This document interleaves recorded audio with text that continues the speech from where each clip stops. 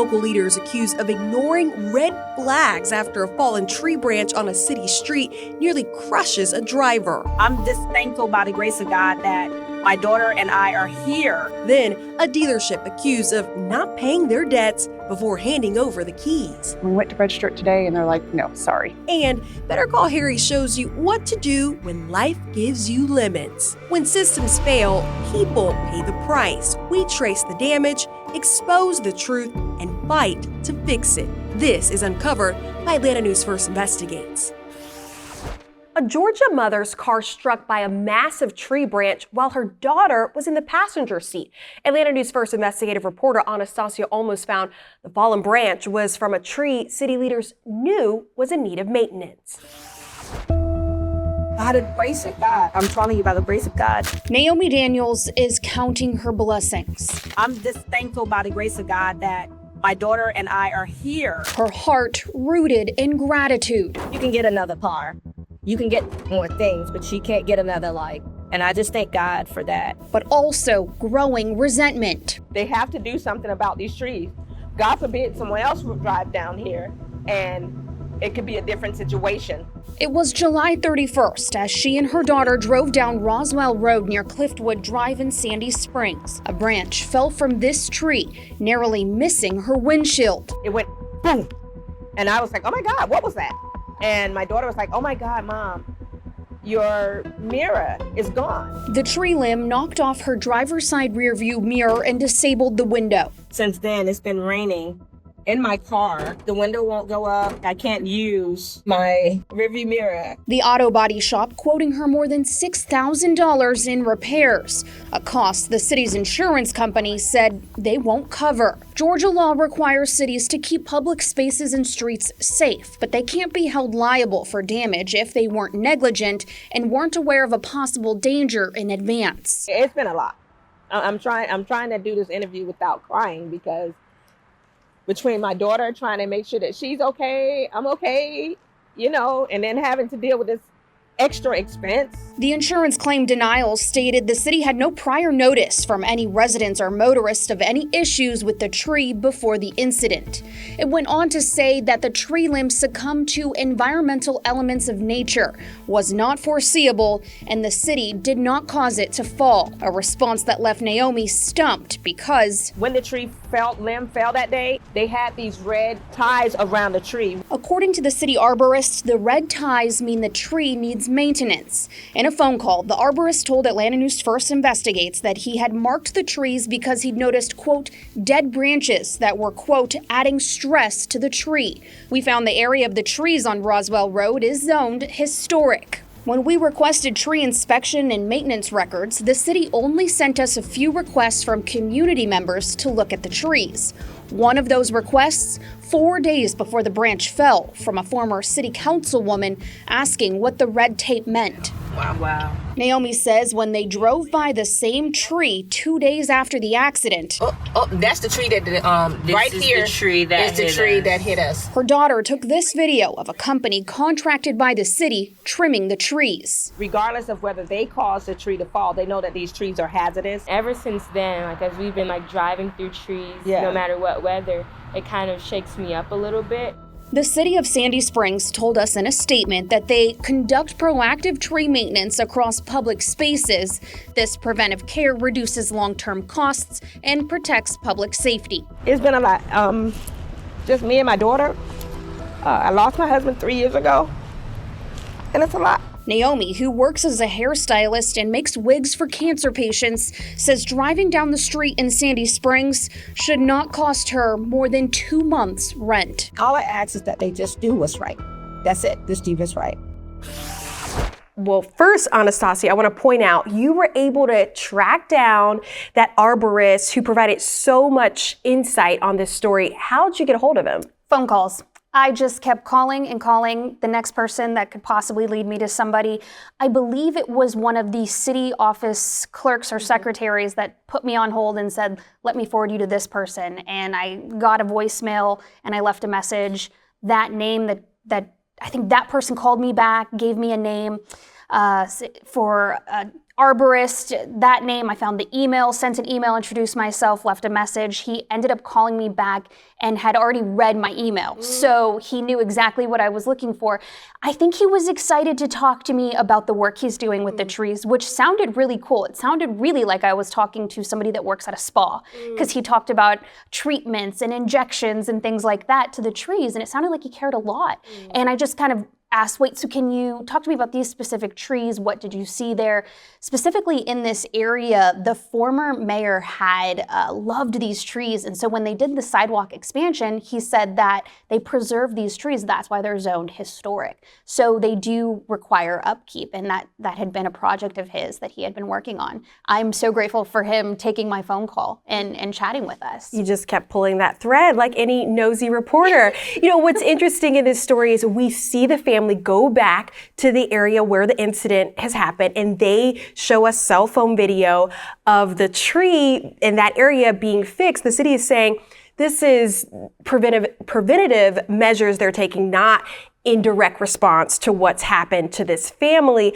Has anything changed with the city's response since this story ran? No, the very first time they responded to me was just a couple days before the story aired, and that was the statement that I put in the story. In addition, they do go on in their quote to talk about the plant health care program, which they talk about the preventative measures and the diseases, pest management, things like that, very similar to what the arborist was saying. But never do they actually specifically talk about these trees and their maintenance. That's why we put in the records request to try to get complaints and maintenance records for these areas where they put on notice that maybe the trees looked like they needed work or some trimming. And that's when we got those records. The only records that we got were the concerns or emails or complaints that had come in from community members, which really, I wish that we could get some more documentation on what the arborist was talking about. Here's the thing, this could happen to anyone. They were just riding down the street, minding their business. Right. So what are the big takeaways for our audience? Right, so, you know, this really does talk about a law called premises liability, which we talked a lot about in previous stories with the laws here in Georgia. But at the end of the day, there are some certain laws that a landlord or property owner, including a city or a county, the state, they can or cannot be held liable. So some of those things let's go through. First is if you're going to claim damages, the landlord had to have known that this was going to happen. They could foresee it is the word in the law. So you would have to prove that the property owner had a duty to exercise ordinary care and maintain a safe premises. Then that duty was breached, leading to a dangerous or hazardous condition. Might it be an injury or a tree branch falling? Now you have damages due to that breach. You have to prove those damages. Could that be medical? Possibly, but in most of the premises liability laws, they're looking for actual receipts or statements. And so if it does involve a government, here in Georgia, there's something called sovereign immunity. This can get very confusing, but if you can prove that there was negligence on part of the city or government entity, then you do have a case there to take them to court and possibly get damages. And in this case, we have not heard a definite answer back from the city manager or the city assistant manager on our story and our findings, so this may end up falling in the hands of Naomi to either take legal action or her next step, she wants to talk with council members. Excellent advice to our audience nonetheless. Thanks so much, Stassi. Of course. Atlanta News First investigators are exposing wrongdoing, solving your problems, and helping your family make ends meet. Scan the code on your screen to subscribe to our newsletter and get every story sent straight to your inbox. A car dealership leaves drivers paying off mountains of debt. Atlanta News First uncovers how you can protect yourself from trade-in troubles.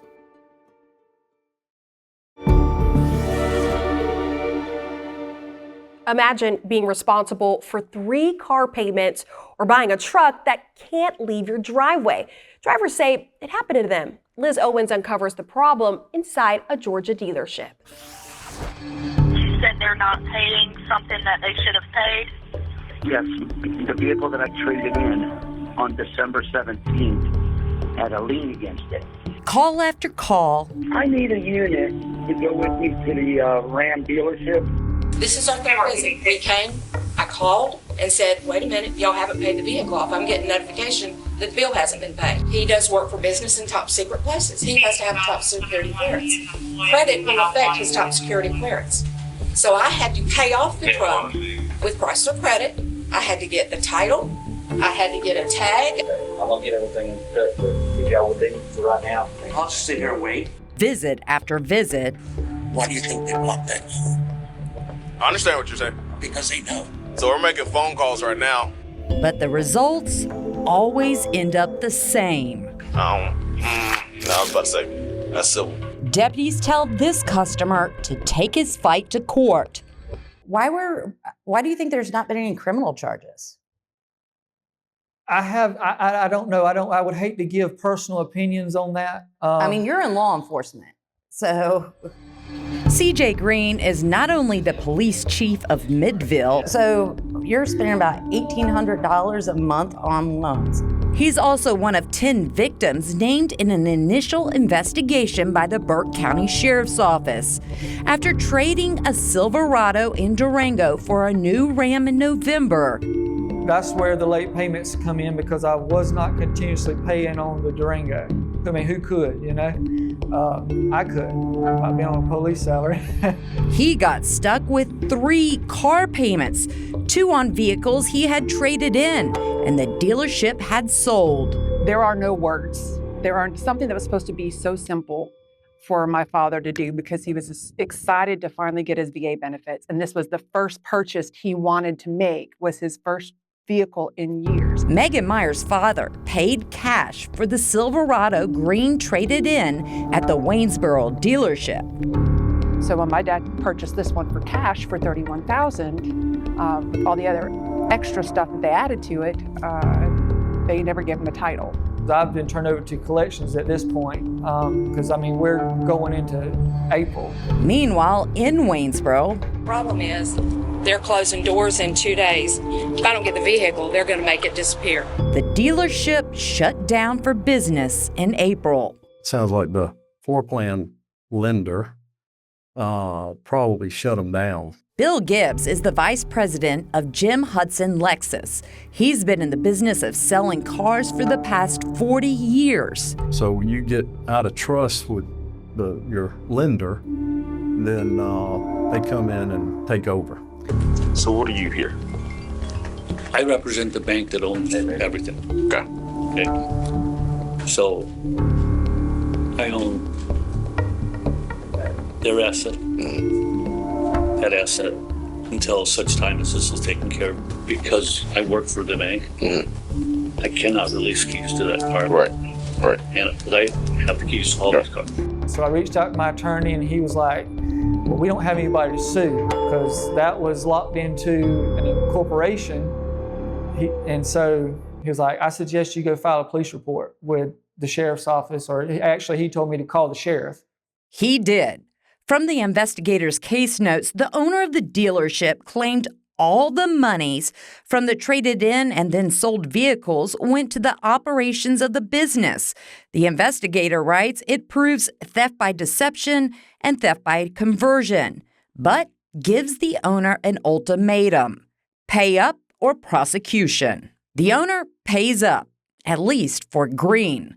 Last week, the chief from Midville met the vet from Evans to hand over the now clear title to his trade-in. I was like super excited. It's like, finally, we got this title. We can finally go register it. And we went to register it today, and they're like, no, sorry. The tag office told Megan and her father the now closed-down dealership has a pending ETR, or electronic tag registration, request on the Silverado. He finally gets to do it, and now he's stuck in this situation with a $31,000 yard ornament.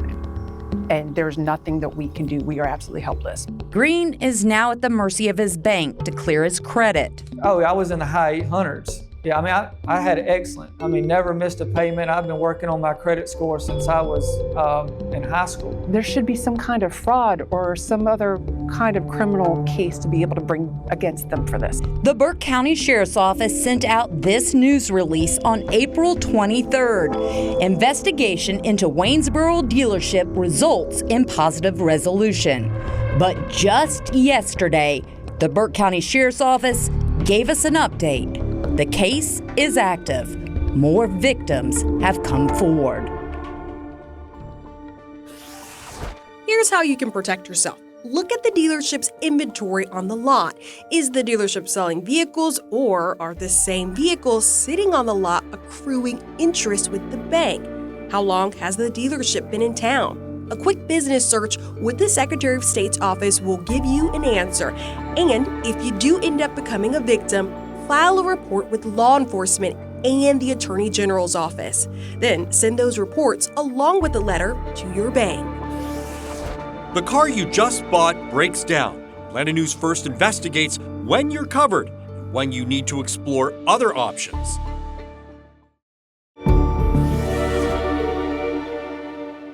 Atlanta News First consumer investigator Better Call Harry keeps hearing from people who say they bought a car only to discover defects that keep them from driving it.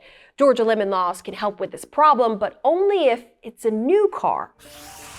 What they're actually covering is the LED bulbs. I'll never forget the story we did a few years ago about a woman who bought a used car, and when it broke down, the mechanic she took it to discovered that someone used black tape to cover up the check engine light on the dashboard. Let's be clear, that's a crime, and we got her a refund. If you buy a bad used car, is it a lemon? Well, it is if you have to make thousands in repairs, but it does not qualify under the lemon law.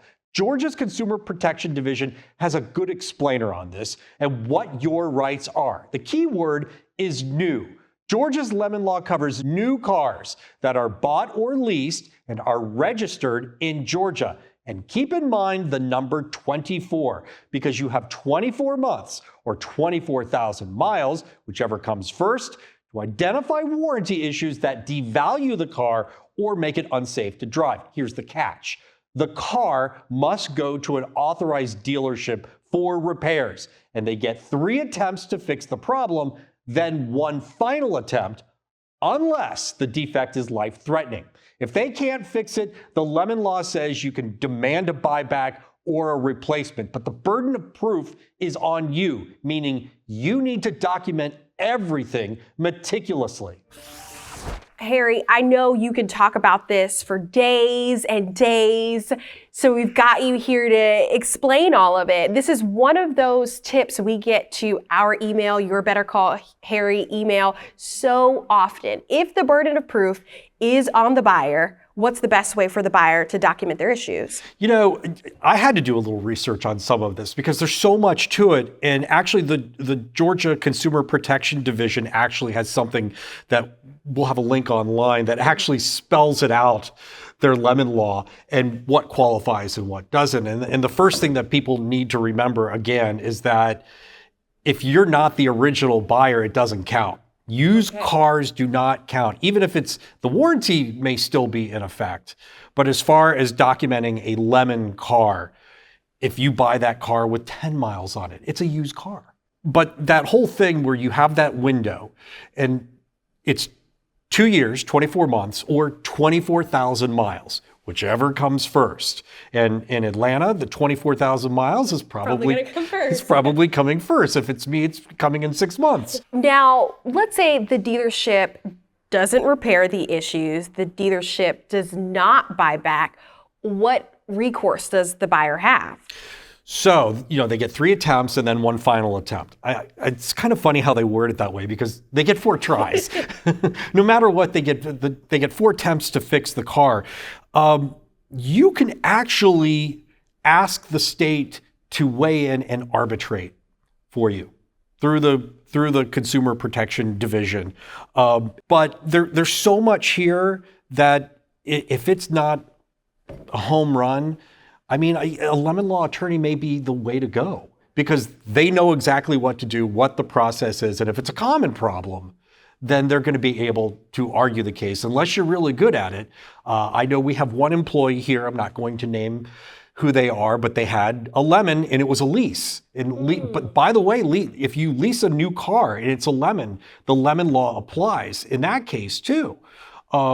He was able to argue with the manufacturer and got the car replaced. So it can be done. You don't have to do an attorney, but if you're not good with that stuff, I'd say that's the way to go. Better call Harry, everyone. Thanks so much. You can listen to all of our extended conversations on these stories right now on our podcast, Behind the Investigation. Just search Atlanta News First on your favorite podcast platform. You're watching Uncovered by Atlanta News First Investigates, a weekly hour-long investigative show with new episodes launching every Sunday at 7.